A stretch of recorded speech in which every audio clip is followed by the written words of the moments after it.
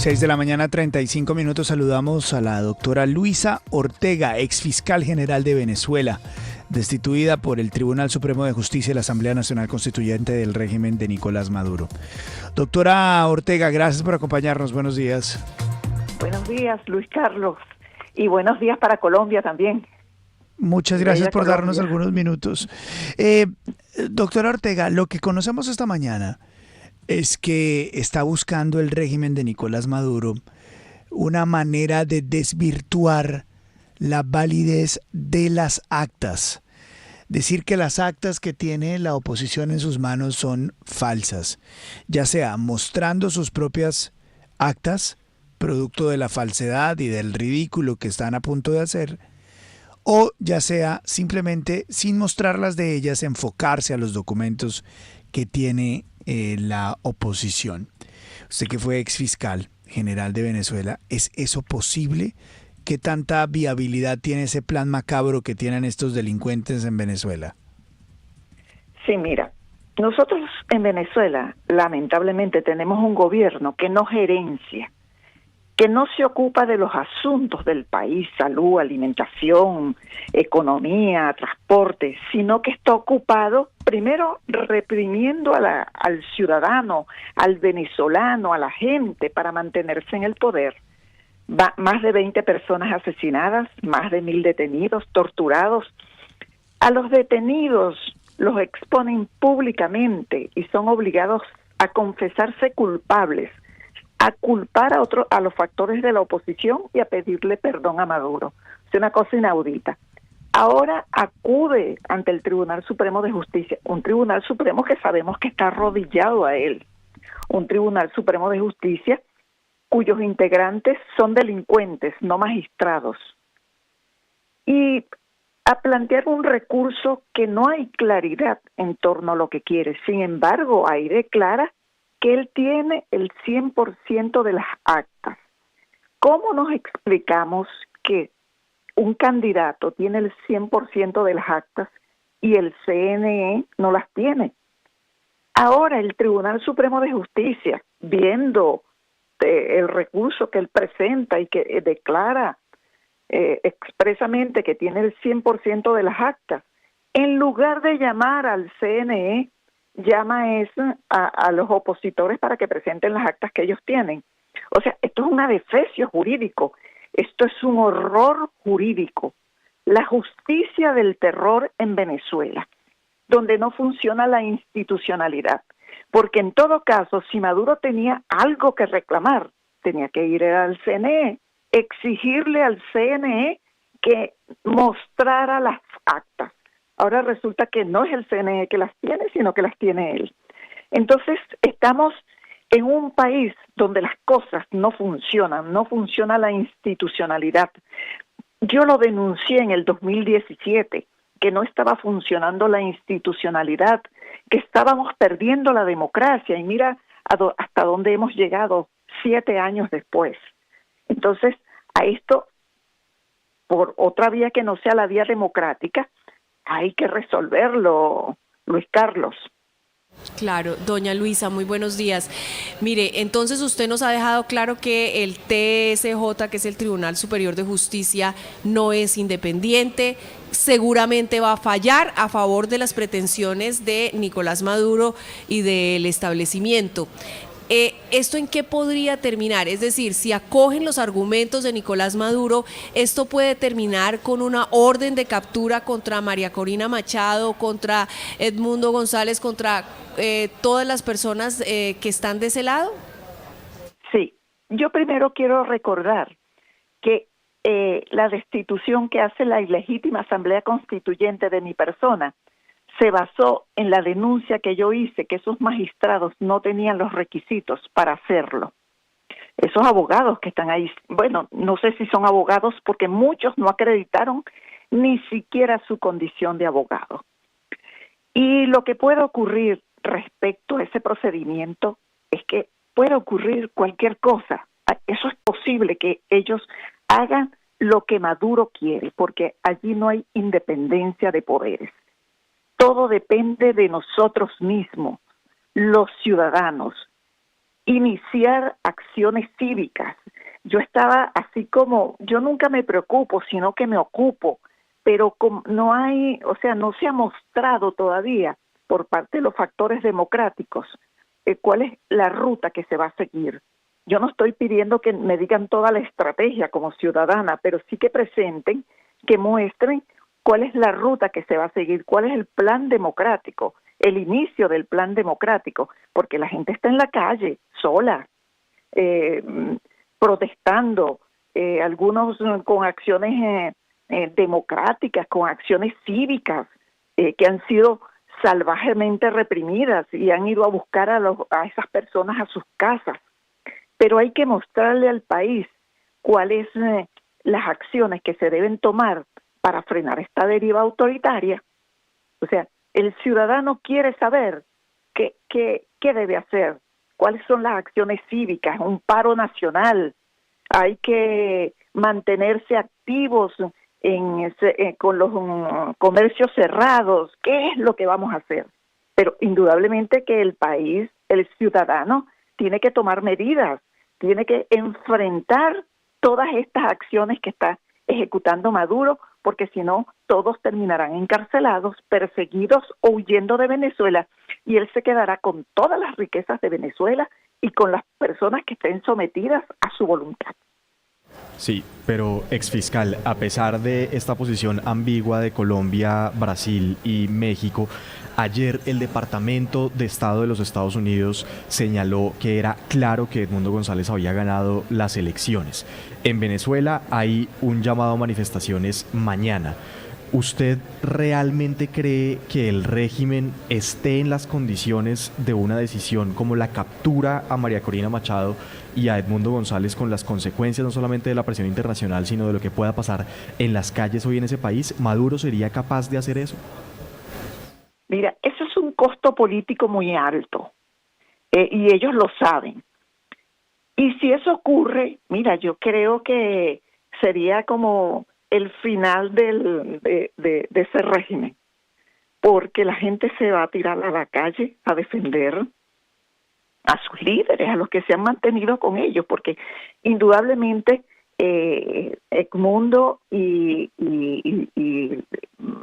la señora Machado se han mantenido con los ciudadanos en la calle, han oído sus reclamos, han estado con ellos acompañándolos.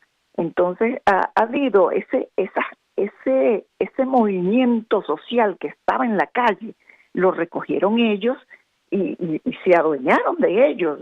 Y hoy cualquier acción, represión contra, ya sea contra el candidato ganador o toda su gente, mira, seguro que va a haber una respuesta ciudadana. Y tú sabes que yo decía, seguramente si al candidato ganador le dictan orden de captura, seguramente se va a personar al sitio, al organismo que tiene la orden de captura, y le va a decir, bueno, aquí estoy, deténganme. Porque han demostrado también algo, valentía. Y eso lo admira mucho el pueblo venezolano, la gente valiente, la gente que es pa'lante. Y yo creo que ahí hay mucho de eso. Señora exfiscal Ortega, con los buenos días, cuando se haga pública información del régimen de Nicolás Maduro, saltará a la vista serias diferencias. ¿No cree usted que quizás lo que busca Maduro es tomar la decisión de anular las elecciones como para tomar aire? Es que yo no veo que esa estrategia a estas alturas le dé resultado. Él ya dijo que era ganador. Y el CNE dijo que era ganador. ¿Por qué va a cambiar? ¿Para qué va a anular una elección donde él resultó ganador? Si la estrategia ya está cantada. Su ruta es seguir defendiendo que él es el ganador, y ya va a poner al Tribunal Supremo de Justicia a decir lo mismo que dijo el CNE. Y los otros van a terminar siendo perseguidos. O sea, no veo que necesite cambiar la estrategia. Ya la sacó, ya la mostró. El Señora CNE, exfiscal. Dígame. Señora exfiscal, yo recuerdo hace, yo no sé, unos 7, 8 años, que habíamos hablado con usted y nos había dicho que había radicado ante la Corte Penal Internacional más de 1000 pruebas de actos represivos, torturas, secuestros, lo que en el Estatuto de Roma son los crímenes de lesa humanidad. Usted denunció por crímenes de lesa humanidad a Nicolás Maduro, que quizás al ministro Padrino, y en ese momento mucha gente en el planeta dijo, bueno, esa es la jurisdicción universal, la Corte Penal Internacional podrá con estas pruebas tomar acción. ¿Qué pasó con la Corte Penal Internacional? ¿Por qué la jurisdicción de la Corte Penal Internacional no ha actuado contra el régimen y contra la persona que es el determinador de crímenes de lesa humanidad de acuerdo con esas denuncias? Sí, ciertamente, hace 7 años yo acudí ante la Corte Penal Internacional y formulé una denuncia y luego hice otras denuncias, complemento de denuncias, y yo consigné más de 2000 pruebas, o sea, pruebas como protocolos de autopsia, levantamiento de cadáveres, o sea, que son pruebas contundentes. Con ocasión a esa denuncia que yo presenté, los 6 presidentes de la región solicitaron a la Corte Penal Internacional se iniciara la investigación. Y con fundamento esas pruebas, la Corte Penal Internacional inició la investigación. Yo quiero informarles, seguramente ustedes lo saben, pero bueno, y recordar que no solamente se abrió el examen preliminar, sino que además se inició la investigación. Hay una investigación contra Venezuela, contra Nicolás Maduro, 6 generales que yo denuncié en ese momento por crímenes de lesa humanidad. Lo que pasa es que estos procedimientos no son fáciles, no son cortos, porque ni la Fiscalía de la Corte Penal, ni el Tribunal, ni los tribunales tienen equipos para investigar en los sitios. Y sin embargo, la Corte Penal montó una oficina en Venezuela para recabar algunos elementos o atender a las víctimas. Pero esos procedimientos son muy lentos, pero que en algún momento vamos a tener respuesta. En mi caso, yo confío plenamente en la actuación de la Corte Penal Internacional y aspiro que haya justicia. Señora exfiscal, en esa misma línea, si esas denuncias que usted presentó surten efecto, si esas pruebas en la Fiscalía de la CPI son valoradas positivamente, ¿es posible que la CPI, que la jurisdicción penal internacional ordene un arresto, una detención, una restricción de la libertad de Nicolás Maduro? Y si es así, ¿cómo sería el procedimiento? Sí, por supuesto que perfectamente es posible que la Corte Penal Internacional dicte una orden de captura contra Maduro. El tema es hacer efectiva esa orden de captura, porque ellos no tienen no tienen la fuerza para meterse a Venezuela a prender a Nicolás Maduro. En todo caso, sería una violación de la soberanía venezolana. Tenemos el mismo caso que Maduro tiene una recompensa del gobierno de los Estados Unidos. Creo que son 15 millones que ofrecen como recompensa por Maduro, y no ha sido posible capturarlo. Es decir, que esas acciones, por supuesto que impactan en el ámbito internacional, en definitiva no van a resolver el tema de Venezuela. Por eso yo he insistido que quienes vamos a resolver el tema de Venezuela somos nosotros mismos, los ciudadanos, desde adentro, exigiendo que se cumpla la Constitución y la ley, exigiendo que se respete la institucionalidad y que las instituciones funcionen. Oye, un CNE que eso no sirve para nada. Entonces, si no es capaz fue capaz de proclamar a Nicolás Maduro, pero ¿por qué no muestra esas actas en que se fundamentó para proclamar a Maduro?